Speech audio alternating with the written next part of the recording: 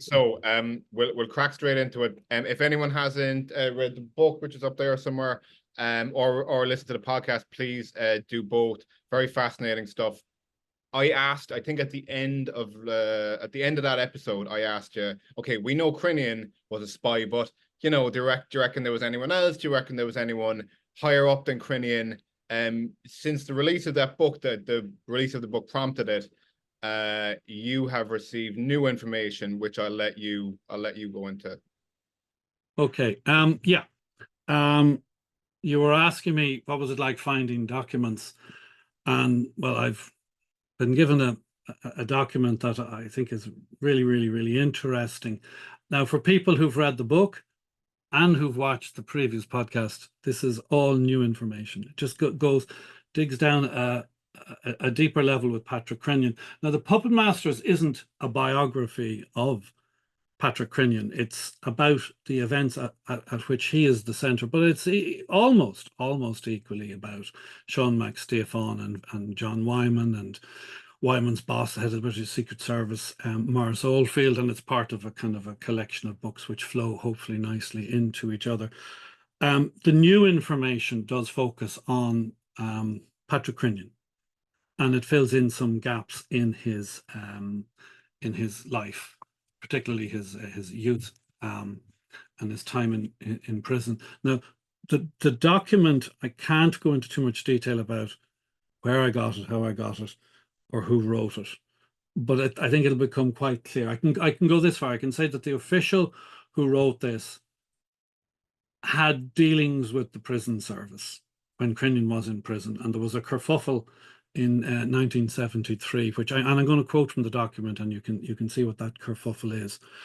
Now, there's a fascinating part in this letter. I'll call it a letter because it's not really a report. I call it a letter. This letter is about 4,000 words long, and most of it is about the plot to murder De Valera back in 1963. And Crinnion's analysis of that was unknown to the public until I published the book last June. Now, this letter predates the book by decades, so there's absolutely no doubt about this man has the inside knowledge, because he couldn't have found any of this information in the public domain. It simply wasn't there, and he's getting it from the same place I am, from Crinnion. So there's no doubt that this is a genuine letter, and I can provenance it.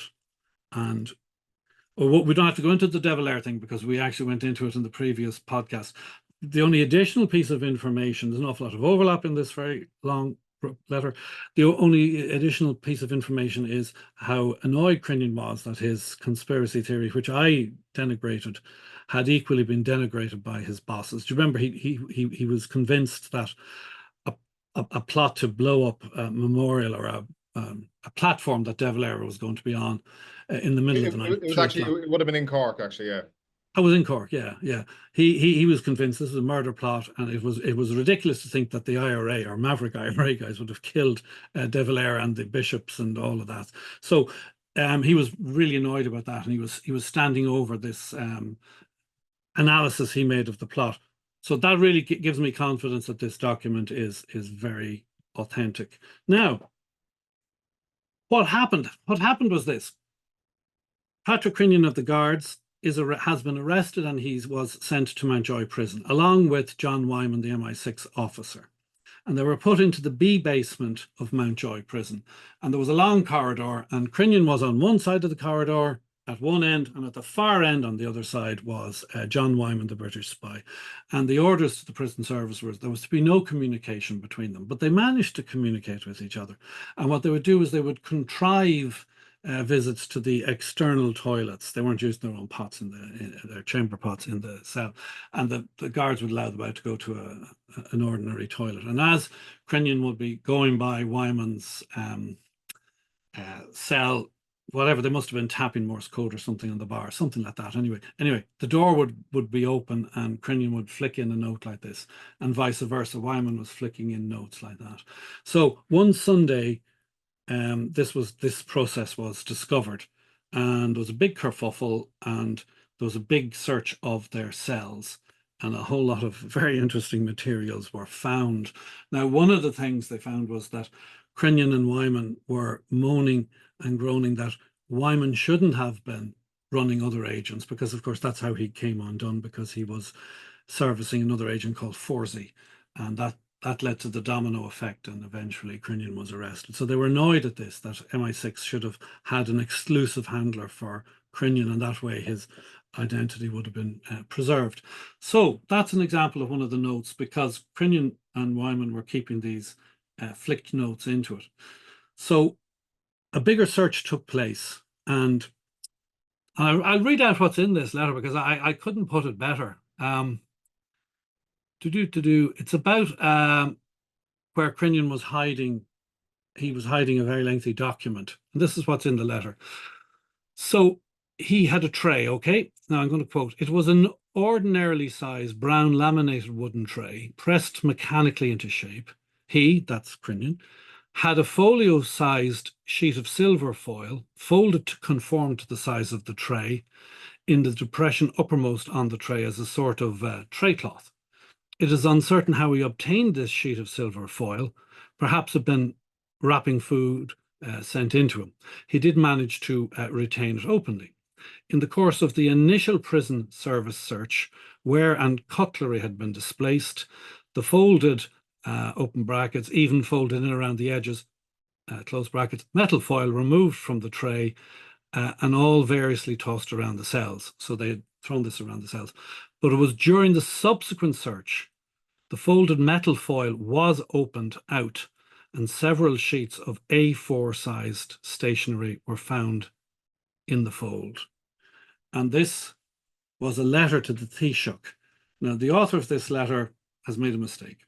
He believes that this happened when the new coalition government had come into place, displacing Fianna Fáil, but it wasn't, because the trial finished, Crinnion's trial finished on, I think it was the 27th or 28th of February, which is the same day as the general election.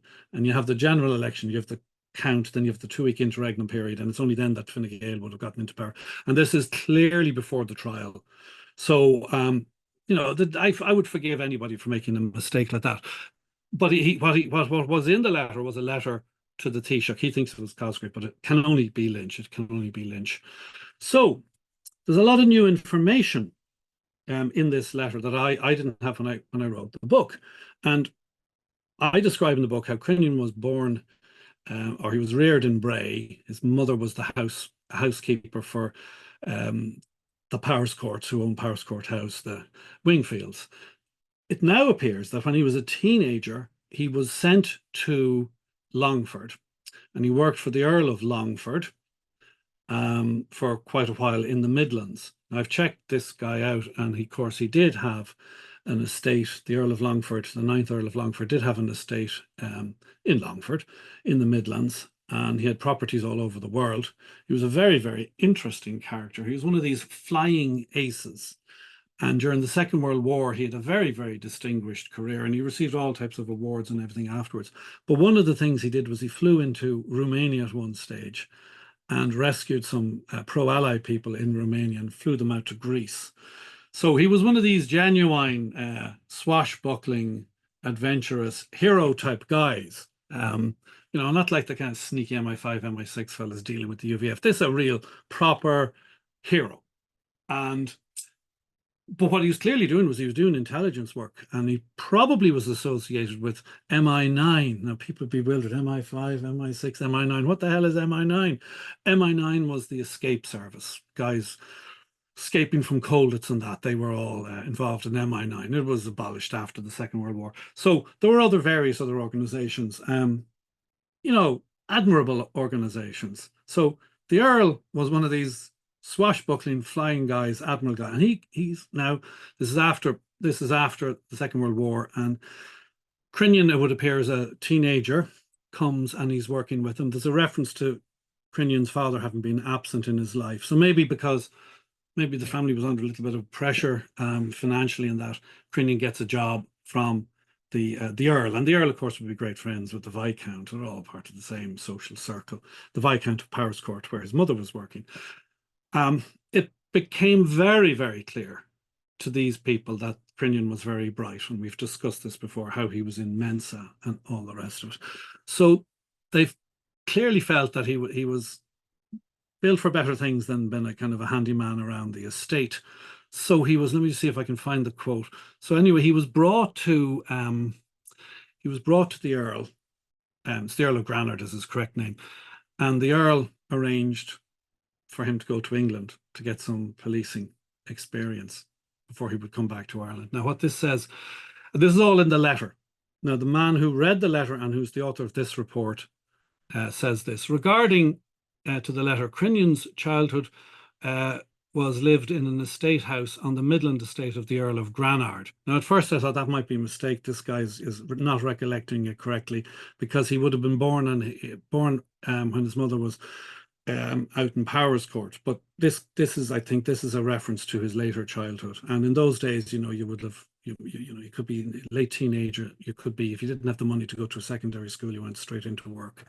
So I'll start that again. Regarding to the letter, Crinnion's childhood was lived in an estate house on the Midlands estate of the Earl of Granard. For whatever reason, his father seemed to have been absent from his childhood.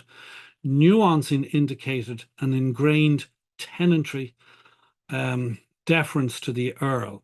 Now, that's what I had speculated about before, that remember I had a bit of tugging of the forelock. So this confirms it, that he was very much in awe now of the ascendancy. Though in the letter, where was the quote now? Oh yes, there was an acknowledgement of kindness by the Earl to the family. It was also clear that the Earl's British rather than Irish propensities were realised. In other words, the Earl's pro-British sentiments were being visited on it. Now, very honestly, the author of the letter does say, look, this is written quite a long time after the events. And he says, look, my memory can be a little bit blurred, but despite blurring, the author says, my recollection is that a personal approach to the Earl, as from one of his estate people, note, not from the mother, because she's in Powerscourt, one of the estate people, when Crinnion was in early adulthood, for direction to employment, resulted in his going to England, either to join or be in some unrecollected way familiarized with policing. So the author of the report, who has read Crinnion's letter, he can't recollect it absolutely correctly, but his memory is that the reason he was sent to England by the Earl was to familiarize himself with policing. So let's stop there now for a moment. So here we have this guy who's involved in at least one of the intelligence services of Britain, been shown this kid is really, really bright. What should we do with him? He deserves better. Maybe, maybe they were thinking along the lines he might become a doctor or something like that. And then the Earl, with his intelligence background and for whatever reason, has him brought to England and given some experience in policing. So they're grooming him as a spy already, I think. I was going to say grooming. Grooming is very much the word for what's going on here. Yeah. Yeah, unfortunately, grooming has become very much associated with pedophiles and stuff like that. But this is in its ordinary meaning. He was being groomed employment wise. I'm sorry, stop you again. This is all this is all Crinnion, like in this letter. He's essentially laying out his life to some degree. Yeah. Okay. Yeah. This is a letter to the Taoiseach saying, this is my story. This is what happened to me. And we haven't come to the big important part yet. We will in a moment. And essentially he's saying, this is what I did. I shouldn't be in prison. Let me out. We'll get to it now in a minute or two. But that's the direction we're going in. So he's been familiarized in England with policing, and then without any great lapse of time, Crinnion returned to Ireland to join on Taka Síochána. That were the reserve guards that no longer exists anymore. From where he ultimately joined on Garda Síochána. So he three steps. He gets some type of experience of policing in England. Maybe they're vetting him and saying, yeah, okay, he's very pro-British. We could use a guy like him. He then goes back from England into on Taka Síochána and then very quickly into on Garda Síochána.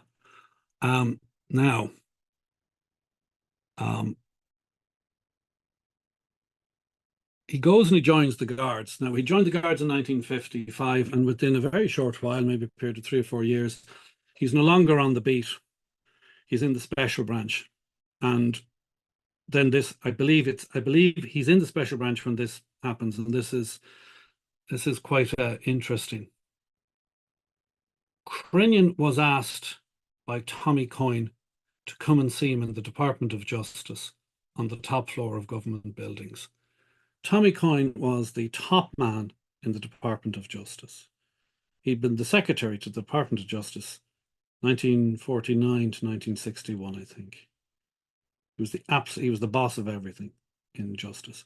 So Crinnion is asked to go to see him, and the author says the possible role of Peter Berry, assistant secretary at the time, who was heading security, should not be excluded. So the author of this report is assuming that Peter Berry was there as well. Peter Berry is a very important man. Peter Berry later became secretary. I think he became secretary in 61 to about 1970. So if that's the case, that means that this kind of partnership between these two fellas, and that between the two of them, lasted between 49 to 1970, which is a hell of a long time. Now, that's Crinnion, came, that's to Coyne, and received instructions from Coyne. He was informed that he was going to be assigned to duty with whatever Garda division it was that handled security in the depot in the Phoenix Park. Now, the special, that's why I think he was in the special branch at this time, because special branch was in Dublin Castle, but C3, the higher up nerve centre of Garda intelligence, was up in the Phoenix Park, in the depot up in the Phoenix Park. So let's just go over that again, so people don't have to rewind if they're interested, and if they're still here with us, John, they're interested. So in ease of the listener watcher, that's Crinnion, came and received instructions from Coyne, the Department of Justice official. He was informed that Crinnion was going to be assigned to duty with whatever Garda division it was that handled security in the depot in the Phoenix Park, that's C3. He would start at the clerical bottom, inform himself, be efficient, become valued, and maintain confidentiality about being seen by Mr. Coyne. In other words, this is an off-the-books meeting, not to open your mouth, not to say anything to anybody about it. The Department of Justice did not want to hear from him. He might hear from the department. If he did, the expectancy was that he would be appropriately productive and cooperative. So he's going to be approached, and you're going to do what you're told to do, in other words. Crinnion did not further elaborate in his letter. He maintained when interrogated, this was after his arrest in 1972, he maintained when interrogated that the transactions, such as his with Wyman, that's the Mi6 guy, were ordinary practice in the Garda. And this, the author of the letter saying this now, my recollection, such as it is, tends to be that he was implying that what had happened, in other words, spying with Mi6, came under the umbrella of his understanding with Mr. Coyne. Now, wow. Yeah. And the response inside the Department of Justice when this got around the upper echelons only of the Department of Justice was this. I clearly remember the shock his letter was to any of those in the department who succeeded to the office or the functions of Mr. Coyne, or who served with him. At this juncture, Mr. Coyne was deceased and Mr. Berry retired. So putting all that together, what appears to have happened is that they spotted Crinnion as being a pro-British type. The British did, the Earl did, with his perhaps a MI9 background. They groom him, they send him into the police, and for some reason, Coyne, the head of the Department of Justice, learns of him, calls him up to his office, tells him he's going to C3, and that approach is going to be made to him. And there's other references there to approaches are going to be made to him, and that he was to acquiesce. Now, the only approach that was made to him that was in any way irregular, that would need to be covered up, is the approach when he was recruited by Mi6. And in the book, I go into how I believe that would have been done by a guy called Thomas Mullen. And he was working with Mullen like a decade later, running around, remember, trying to find smear material on Charles Haughey. So what happened this letter? Sorry, so if I just think about 1 second, the implication there, just to actually like spell it out, If Coyne is telling him all this, what does it mean about Coyne? Just to kind of state the obvious and spell it out. Well, the reason I wanted to quote from the letter and just outline the facts is so that people can make their own minds up. My personal interpretation could be completely wrong, and I don't want to be shoving it down people's throat. When I write the book, I try and kind of say, here's a fact, here's a quote, here's a fact, and try and build it up like that. There's a level of ambiguity in this. Not to me, there isn't. So my own personal reaction to this, what it looks like to me is that there was that C3 had been penetrated, as we already know, or as I've already suggested, since the Second World War, and it now appears to me that the Department of Justice equally, and that there was a ring of spies in Ireland. And Coyne had been in the Royal Air Service as a young man, which is very interesting when you think the Earl was also a flying ace. So maybe, and they're both in Ireland, so maybe that's how they knew each other. And there was a group that was sympathetic towards Britain, and they spotted this kid, they groomed him, they put him into the police. He was then sent over to C3, where he spied and sent Britain all of these monthly confidential reports and liaised with Wyman, and also performed dirty tricks for them, such as smearing high. I mean, there's another reference here now, if I can find it, and I don't want to be delaying you all, where he goes on about how annoyed he was. I'll just put in it, because I've typed the letter up here. I'm just going to put in pipe, P-I-P-E, see if that comes up. Oh yes, here it is. Okay, this letter, the one that they find in the prison, in the tray, written by Crinnion, being described here, and it has gone to Lynch. Right, the letter was punctuated by bitterness towards former colleagues in the Special Branch. They had behaved towards him, Crinnion, and his family with similarly excessive and irregular tactics, as they used on occasion when dealing with persons associated with illegal paramilitary organizations. When his home was searched, deliberate damage was cleverly done in concealed areas to piping and flooding. Foul and unfoul had subsequently occurred, and his wife and family were seriously distressed thereby. This he knew from personal participation in house searching to be a practice resorted to with paramilitaries, something incriminating, specified but not recollected. In other words, it's in the letter, but the fellow writing decades later can't remember it, had been planted in his, Crinnion's, house and found.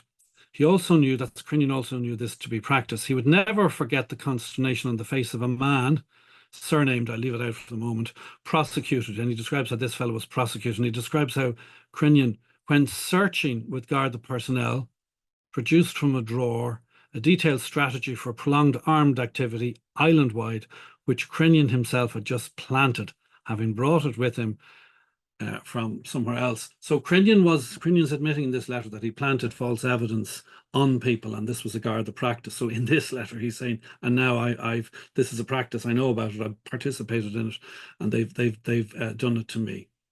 Okay. Purpose of the letter to Jack Lynch is, look, I was only doing what I was told by a very senior figure in the Department of Justice.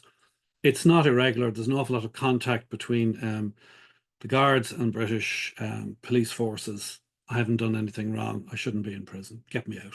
And he asks the Taoiseach to carry out a Taoiseach level inquiry. That's the highest level of inquiry you can get in Ireland. Nothing higher.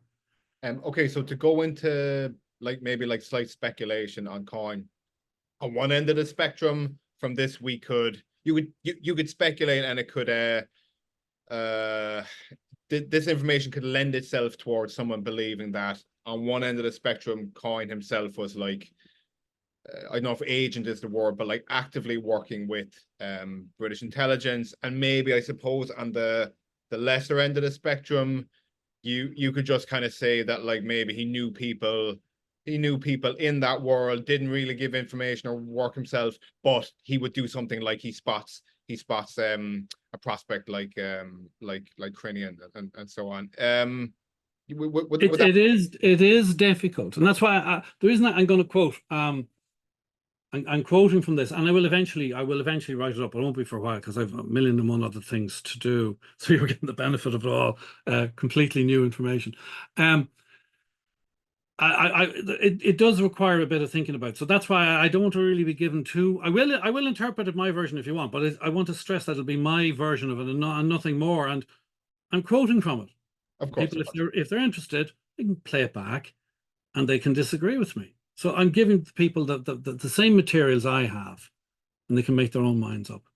But yeah, I mean, look, there are loads of books about British intelligence in Ireland, and there's references here and there in them that the British were spoiled for choices. It wasn't that they had to go looking for people to spy for them; that it was culling them and just getting the good ones.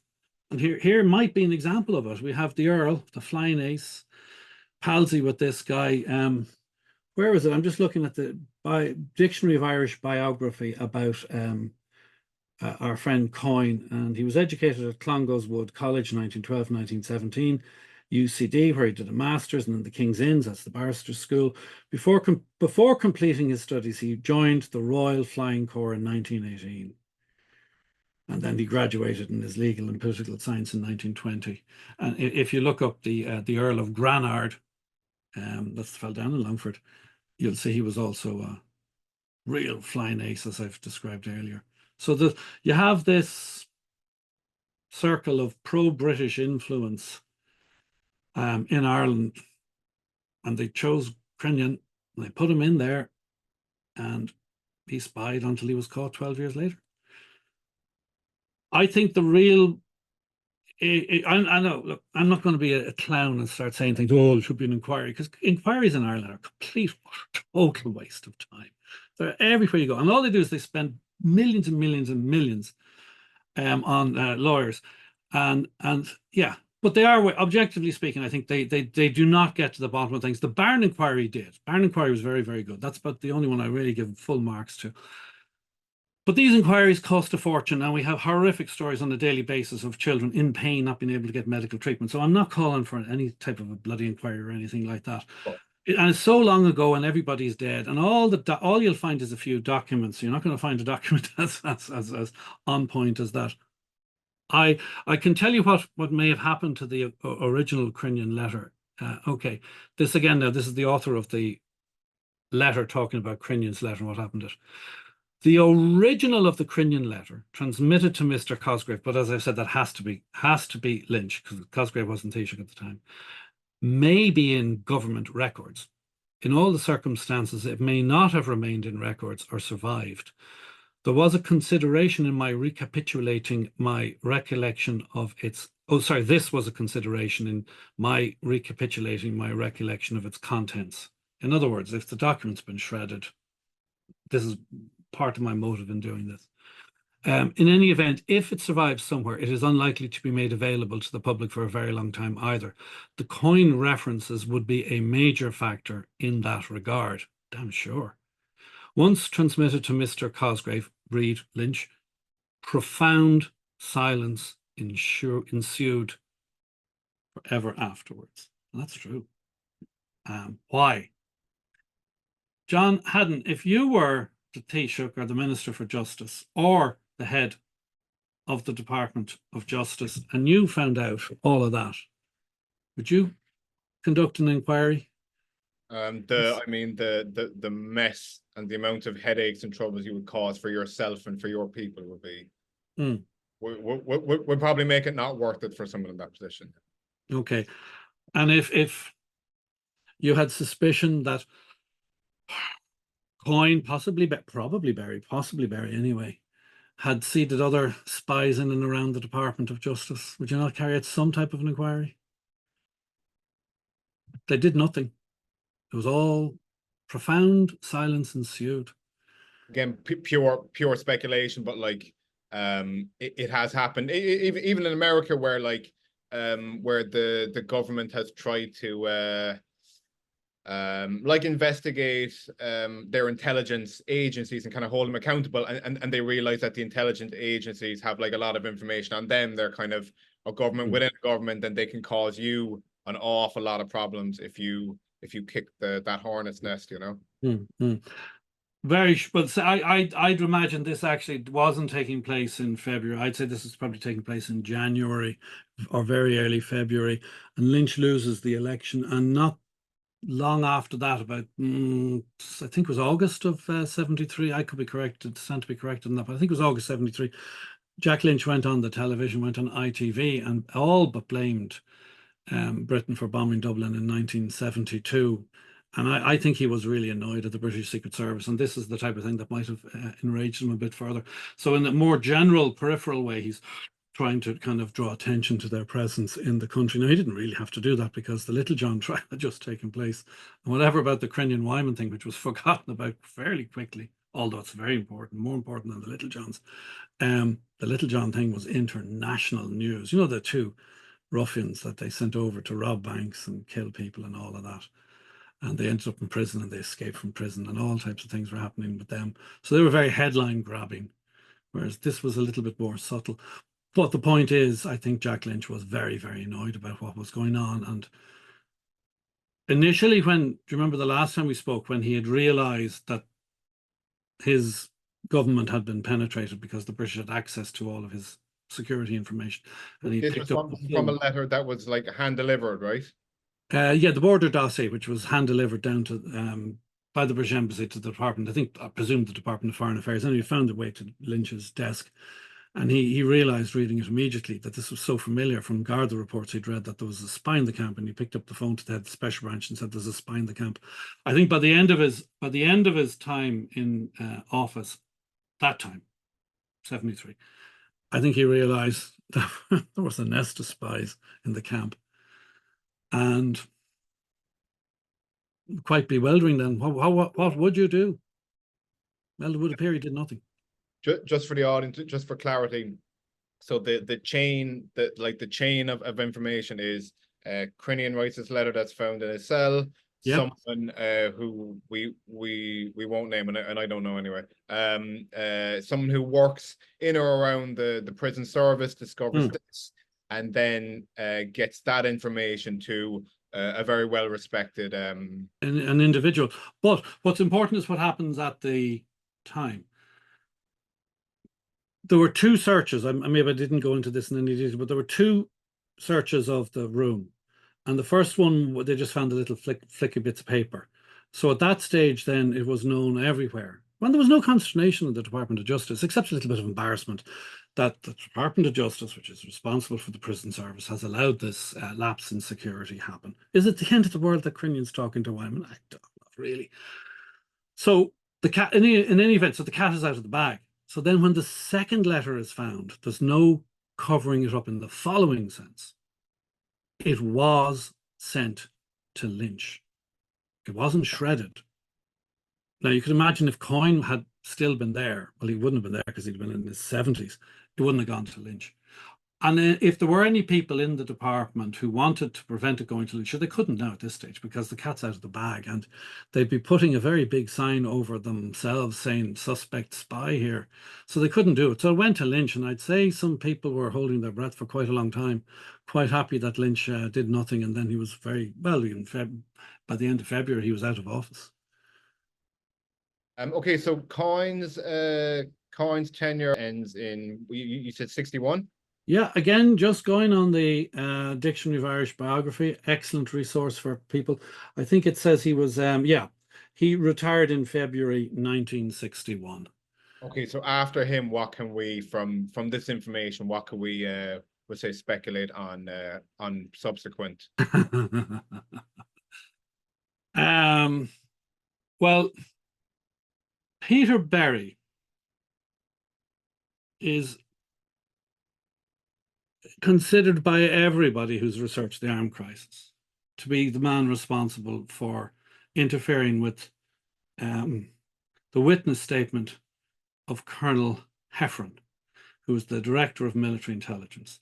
And Heffron is the most, some people are a little bit critical of him, but I see a lot of good in the man. Heffernan wouldn't lie. He told the truth and he put it in his statement, and he made it quite clear that the Department of Defence and the Minister for Defence was involved in bringing in weapons. It wasn't an illegal operation, the gun running attempt to bring in the weapons in April of 1970. They never actually arrived. But the attempt was a botched one. But he was asked for his statement and he told the truth.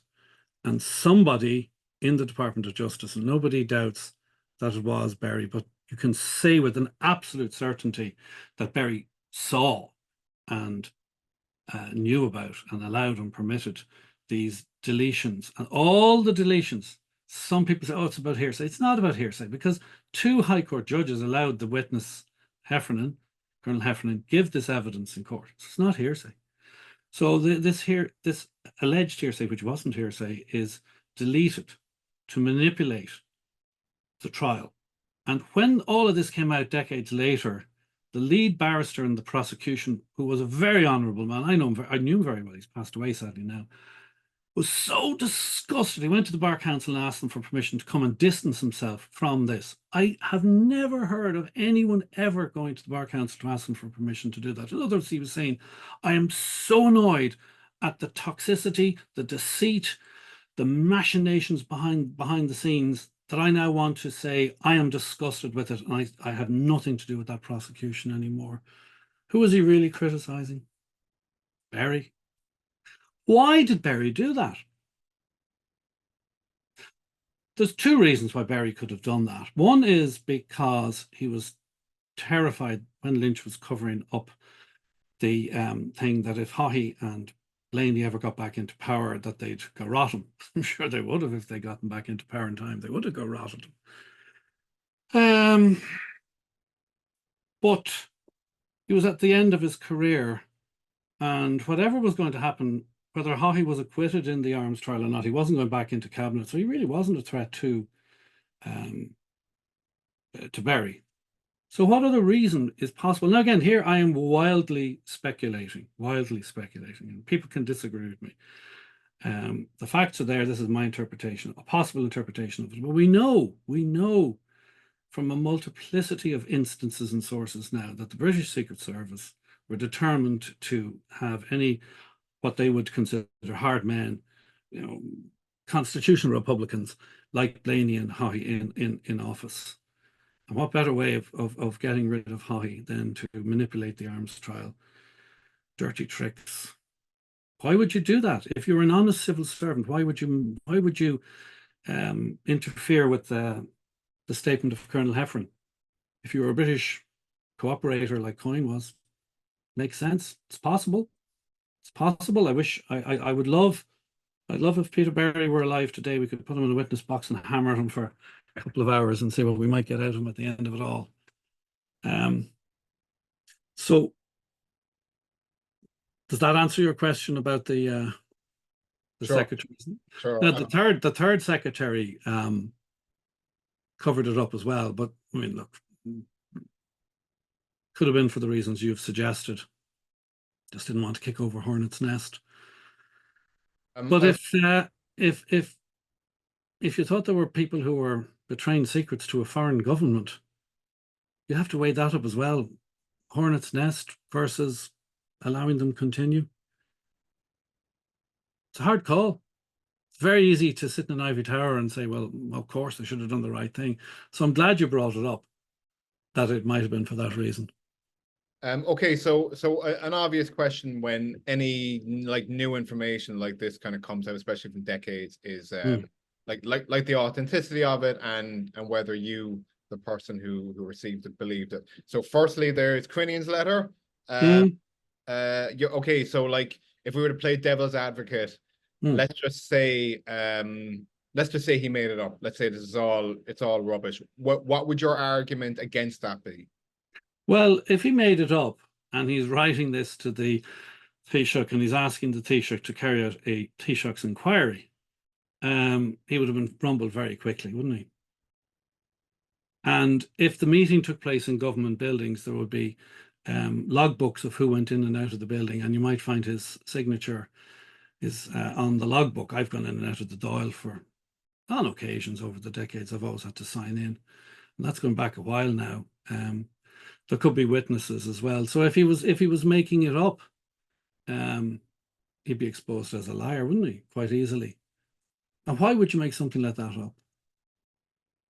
Well, the answer, I suppose, is if you could convince Lynch that you were really only doing what you were told to do by the Department of Justice, and you understood that, okay, perhaps wrongly, but in good faith, I was doing this because I thought this was policy.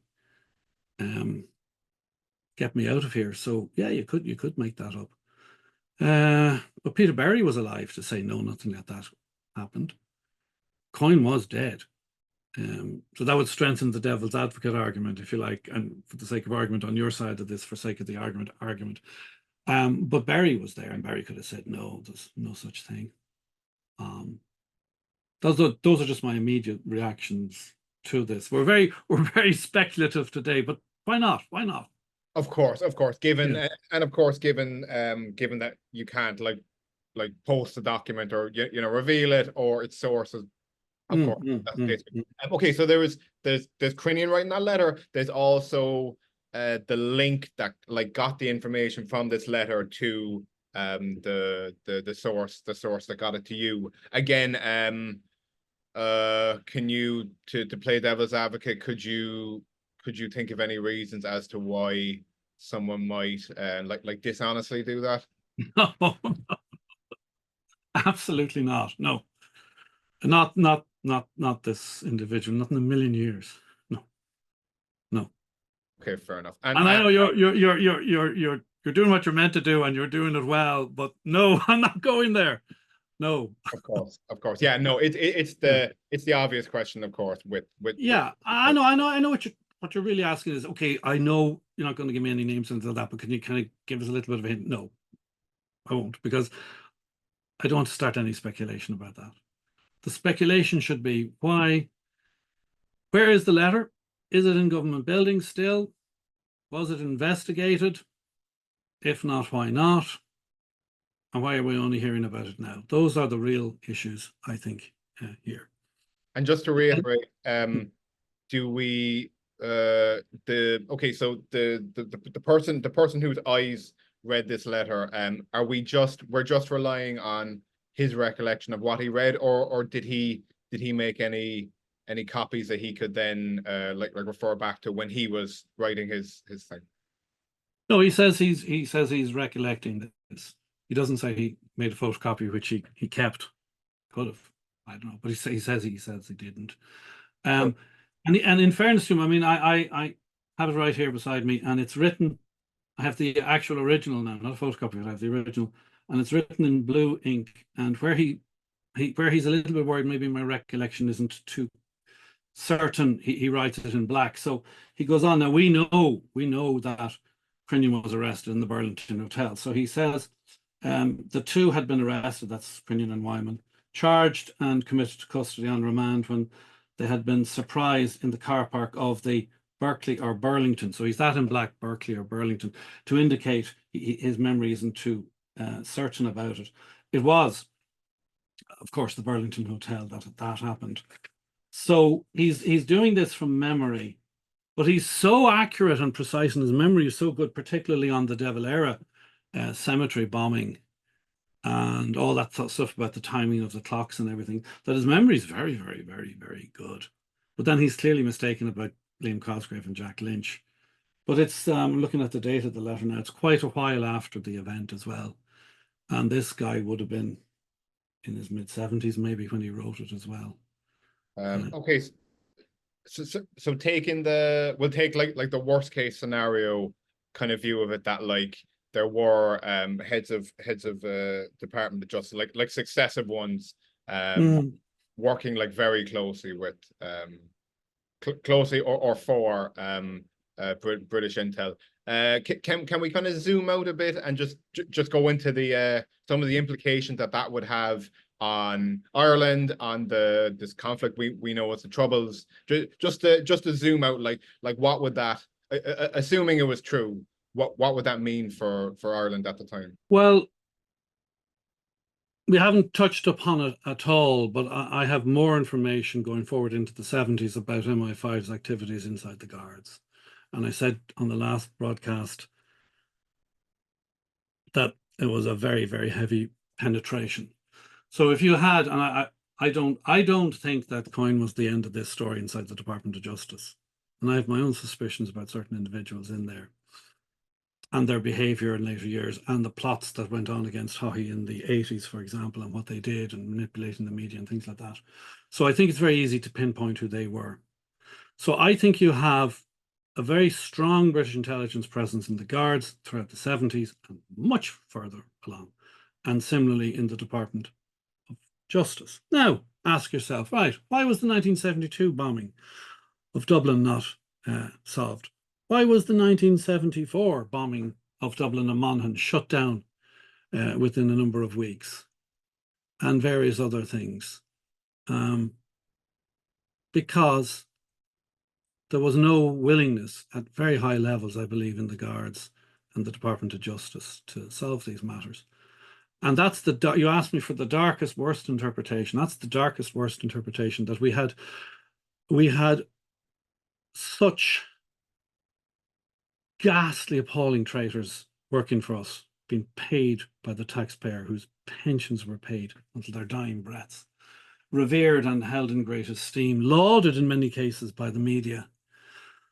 And they were allowing these things. They weren't involved in bombings, but they were involved in, I believe, very, very weak attempts to investigate it. And that raised a huge question in my mind. And the worst answer possible is that they kind of suspected or knew, oh, look, this is British intelligence, and sure, look, we're in bed with them, we better not let this all unravel, or God knows what will happen. That's the worst case scenario. Best case scenario was Coyne was a one-off, and that was the end of it. And that everybody who worked in the Department of Justice ever since has been entirely loyal to the state.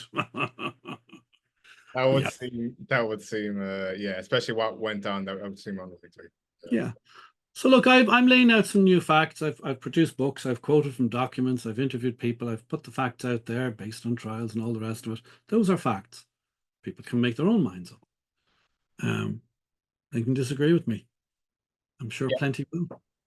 In general, this is like a different type of episode that I usually do. It's usually not like reporting kind of breaking news, but in general, I do try to take the approach that, like, look, me or my guest will present the information. I'm not trying to like hammer it into anyone or shove down anyone's throat. Make up your own mind.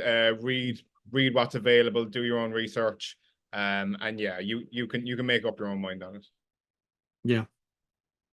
And when I eventually, and it will be a long time yet, when I eventually get around to the 5th book, there'll be a lot more information, and people can use that then if they want to readjust their thinking on this. Absolutely. Thanks a million. And was there anything else that we didn't get to mention or you wanted to drop in before we go? Well, I'll end on, because we kind of went a bit dark there, I think, towards the end. I'll end on a slightly lighter note. One of the things they found when they searched Wyman's cell in Mountjoy, Wyman, just because I know there's names flying around the place, keep it easy for everybody. Wyman was the British spy, MI6 guy, who may still be alive. We don't know that he's dead yet. Anyway, they found in his cell a book about cowrie. I'd never heard of this thing, cowrie. I think Cowrie, shells. A big coffee table book about cowrie shells. And some diplomat from the British Embassy had somehow or another managed to awe, and that's the word that's used in the letter here, awe one of the senior figures in Mountjoy. And they gave Wyman this big coffee table book on cowrie shells. And then when they went looking through it all, they could see I think it's a little bit ambiguous in the letter, but I think what the fellow's saying is there was all this tabulations and descriptions of shells, but it was all code. So British intelligence had used this book to communicate in code with Wyman. So you can imagine him in a cell in the basement of Mountjoy, figuring out all this stuff. We're going to do this, or this is what's happening on the outside world. So they took the coffee table book about shells away from John Wyman to stop that happening. Didn't matter, in a few weeks he was out of prison on the jet back to Birmingham and home free. Good stuff. Thank you very much now for everything, and thank you for sharing it with the Good Listener podcast. What was I going to Well, say to well, you? why not? I mean, you've become the place for people who are interested in this to go to.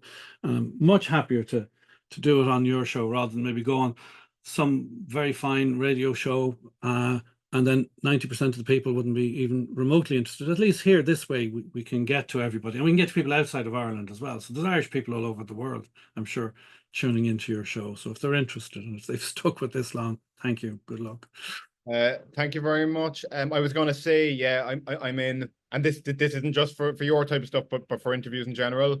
I have no bosses, I have no producers, I have no one above my head saying, stay away from this or cut this out or don't, talk, nothing like that whatsoever. So anyone's in a position now who maybe would be hesitant to go to a mainstream source with information, yeah, you can. I'm always here for you anyway. What else was I going to say to you? Oh yeah, make sure you read David's books. Excellent. If this kind of, if the shadowy kind of aspect of the conflict and government involvement, if that is interesting to you at all of David's books will be very interesting to you. Yeah. Thank you. Thank you very much for that. Thanks a million, mate.